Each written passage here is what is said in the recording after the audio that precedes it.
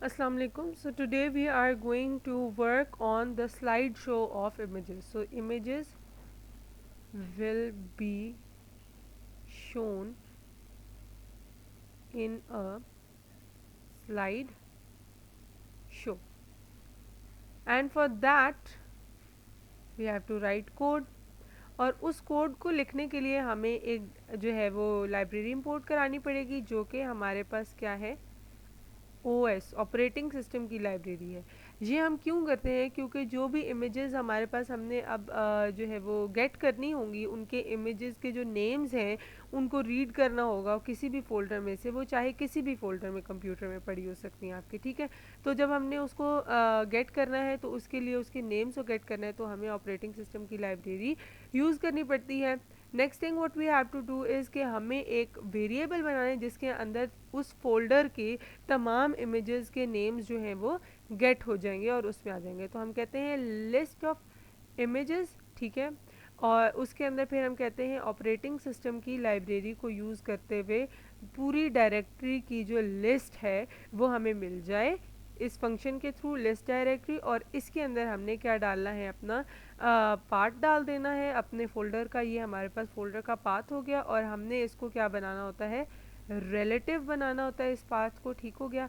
ये बात भी हमें पता लग गई। अब हम लोग यहाँ पर कहते हैं कि लिस्ट इमेज को प्रिंट कराओ। तो ये देखो अब यहाँ पर क्या हुआ, ये डाउनलोड 1 जेपीजी है, डाउनलोड 2, डाउनलोड 3, डाउनलोड 4, तो डाउनलोड जेपीजी। तो ये सारे के सारे जो है वो बेसिकली हमारे पास क्या हो जाते हैं, नेम्स आ गए, पूरी की पूरी आपके पास क्या आ गई, डायरेक्टरी आ गई। अब अगर हम लोग यहाँ पर इमेजेस के हमें नाम पता लग गए हैं तो अब हम लोग क्या कर सकते हैं, इन इमेजेस को शो भी करवा सकते हैं। अब वो हम कैसे कराएंगे, हम जाहिर है इमेजेस क्या हैं, ज़्यादा हैं, कितनी हैं, 7 इमेजेस हैं, 1 2 3 4 5 6 7 इमेजेस हैं। तो हम लोग ये कर सकते हैं कि एक फॉर लूप लगा लेते हैं, फॉर, ठीक है। हम कहते हैं कि name in list underscore image, यानी लिस्ट अंडरस्कोर इमेज जो है उसके अंदर जितने भी नेम्स आए हैं उनको एक एक करके उठाओ, ठीक है। पहली बात ये हो गई।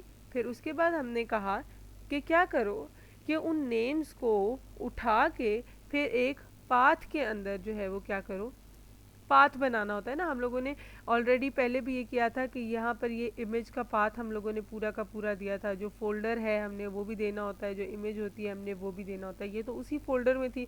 मैंने आप लोगों को पिछली वीडियो में बताया था कि अगर वही फोल्डर ना हो तो फिर हमें क्या करना होता है कि पूरा का पूरा पाथ देना होता है।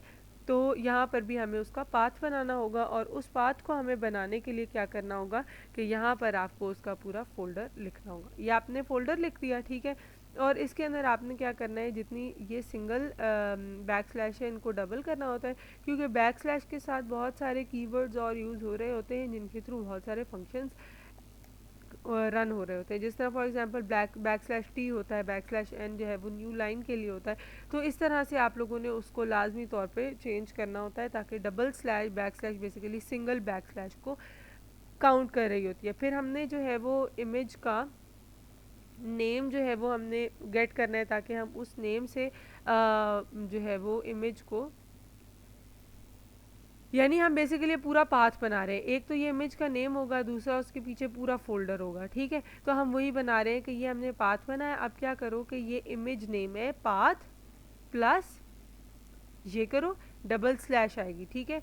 फिर प्लस हमारे पास क्या आ जाएगा, हमारे पास नेम आ जाएगा। ये नेम है डाउनलोड 1.jpg, ये नेम हो गया, ठीक है। तो ये हमारे पास इमेज नेम आ गया। अब जब हमारे पास इमेज नेम आ जाता है, अब हम लोगों ने सिंपली क्या करना है, यही करना है। अब हमने इमेज को रीड करना है। हम कहते हैं कि img इक्वल्स टू imread, ठीक हो गया। और फिर आपने क्या लिख देना है, इमेज का नाम लिख देना है जो कि हमारे पास इमेज अंडरस्कोर नेम के अंदर आ रहा है, ठीक हो गया। फिर उसके बाद हमने इसको रीड कर लिया, उसके बाद हमने इसको रीसाइज कर लेते हैं हम इसको, ठीक है। रीसाइज करने का भी हमें अच्छे तरीके से पता है, I M G equals to cv2 dot resize का हम फंक्शन लगा देते हैं। और इसके अंदर हम जो है वो इमेज का नेम दे देते हैं जो कि हमारे पास image नेम आ जाएगा। और दूसरा आपने इसके अंदर क्या देना होता है, साइज़ देना होता है। मैं 200 और 200 हर एक, अब फॉर लूप में क्या होगा, हर एक इमेज जो है वो उसका साइज़ जो है वो इस तरीके से 200 हो जाएगा, 200 सेम सिमिलर साइज़ की सारी आ जाएंगी इमेजेस, ठीक है। और उसके बाद फिर आप लोगों ने जब ये कर लिया, नेक्स्ट आपने फिर क्या करना होता है, नेक्स्ट आपने उनको शो कराना है, ठीक है। अब आपने क्या कराना है, ये देखें ये हो जाता है। इसके बाद तो ये तो एक विंडो के अंदर सारी शो कराने के लिए ये 2 लाइन्स थी ना। और अगर ये नहीं करना आपने तो फिर आपने क्या करना है, CV2 डॉट शो करना है आपने। शो आपने क्या आपने रखना है अपना, उसका विंडो का नाम क्या रखना है, तो आप लोग जो है वो चैनल का नाम ही मैं रख लेती हूँ ट्रेंडिंग ट्रोव, ठीक है जी। और फिर उसके बाद आपने जो है वो यहाँ पर अपना क्या करना है, इमेज जो भी आपने शो करानी है, IMG है, इस वेरिएबल में रीसाइज इमेज स्टोर है, आप लोगों ने वो शो करानी है। फिर आपने CV2 डॉट वेट की आपने लगानी है कि कितनी जो है वो देर के बाद अगली इमेज शो हो, या फिर आप लोगों ने बटन की प्रेस करके जो है वो इमेज अगली शो करानी है। तो may be I can use this 1000 millisecond यानी कि 1 सेकेंड, ठीक है। तो 1 सेकेंड के बाद आपकी नेक्स्ट इमेज आनी शुरू हो जाएगी। और मे बी आप इसको 2 सेकेंड्स कर सकते हो ताकि थोड़ी देर इमेज शो हो ज़रा आपको एक अच्छा। ये इसी तरीके से जो है बेसिकली जितने भी आपके पास ये शोज़ वगैरह होते हैं जिसके अंदर ये लिखा होता है कि 5 सेकेंड्स बाद इमेज जो है वो ऑटोमेटिकली जो है वो स्क्रीन से गायब हो जाएगी, बेसिकली वो यही जो है वो उसके पीछे प्रोग्राम हुआ हुआ होता है। फिर उसके बाद आप लोगों ने वही बात है, CV2 डॉट डिस्ट्रॉय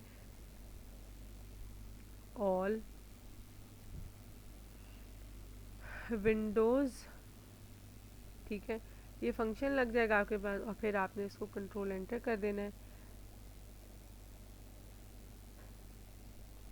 अच्छा देखें, अब यहाँ पर हमारा मसला आ रहा है। मसला कहाँ आ रहा है कि आप लोगों मैंने जो है वो यहाँ पर CV2 डॉट IM रीड नहीं किया, उसकी वजह से एक मसला आ रहा था। अब नेक्स्ट मसला आपके पास कहाँ आ रहा है, नेक्स्ट मसला वो ये कह रहा है कि अच्छा, अब यहाँ पर हमारा मसला बेसिकली कहाँ आ रहा है कि इस इमेज, ये जो इमेज अब IMG में स्टोर हुई है, बेसिकली आपने इसी को शो कराना है। तो ये मसला आ रहा था इसमें, मैं जो है वो इमेज नेम जो है यहाँ पर डाल रही थी, तो वो तो रीड करवाना होता है उसके थ्रू। अब जिस वेरिएबल में स्टोर हुआ अब हमने वो रन कराना है। अब हम रन कराते हैं और देखते हैं अब हमारे पास क्या मसला आ रहा है, ठीक है जी।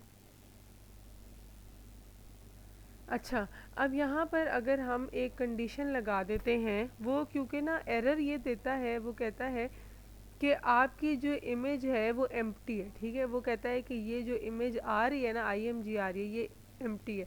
तो हम यहाँ एक कंडीशन लगाते रहते हैं, फॉर इमेज नॉट नन और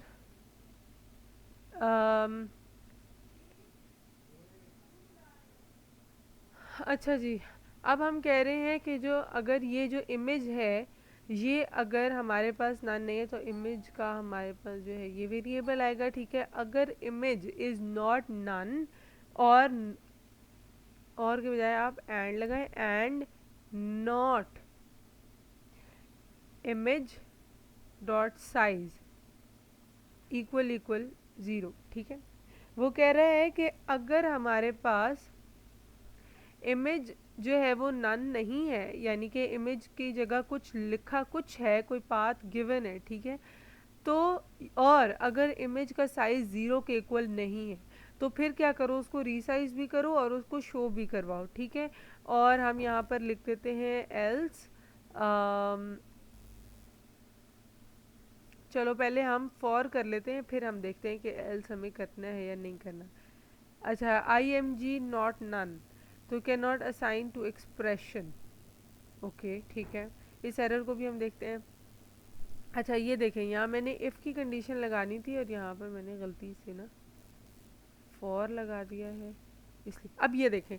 अब उसने कहा कि अच्छा इमेज का साइज़ अगर जो है वो 0 के इक्वल नहीं है और वो नन नहीं है। अब देखें ये हर 2 सेकंड्स के बाद इमेज जो है वो खुद ही चेंज होती जा रही है, ठीक है।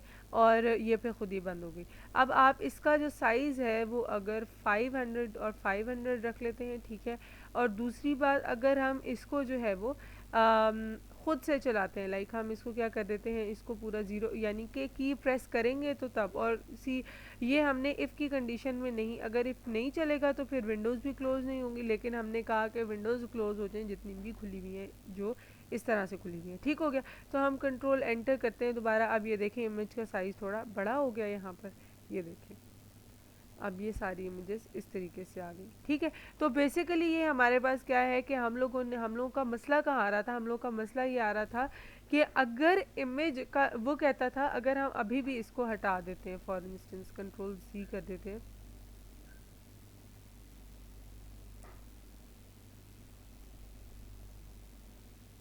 ठीक है, और अब हम कंट्रोल एंटर करते हैं, दोबारा एरर चेक करते हैं। बेसिकली उसका मसला क्या आ रहा है, जब हम उसको यहाँ पर मैंने फाइल नेम दिया तो यहाँ पर वो कहता है कि ये वो दे देता है, इमेज दे देता है। ये देखिए ये इमेज उसने, ये वाली इमेज उसने इस तरह से प्रिंट करके दे दी, क्योंकि मैंने इसमें स्टैकिंग भी की हुई थी। ठीक है, एक ही विंडो के अंदर मल्टीपल शो हो रही थी विंडोज़। अब मसला कहाँ आ रहा था, अब को मैं कोई भी की प्रेस कर देती हूँ तो ये बंद हो जाएगा। अब देखो सिंगल सिंगल बैक स्लैश के साथ ये चल रहा है। ठीक है, और मैंने यहाँ पर कहा था डबल बैक स्लैश कहा था, फिर यहाँ पर मैंने इस पाथ को रिलेटिव बनाया, फिर वो कहता था कि ये जो तुमने डबल स्लैश दी इसका मसला है। अब वो कहता था पाथ इसको मिल गया, पाथ अब इमेज का बन चुका है, इमेज का नेम बन चुका है, लेकिन वो कहता है कि इमेज जो है वो एम्प्टी है, इमेज में कुछ है नहीं है, हालांकि वो गलत उसको रीड कर रहा है। फिर हमने कंडीशन ये लगाई थी कि अगर इमेज जो है,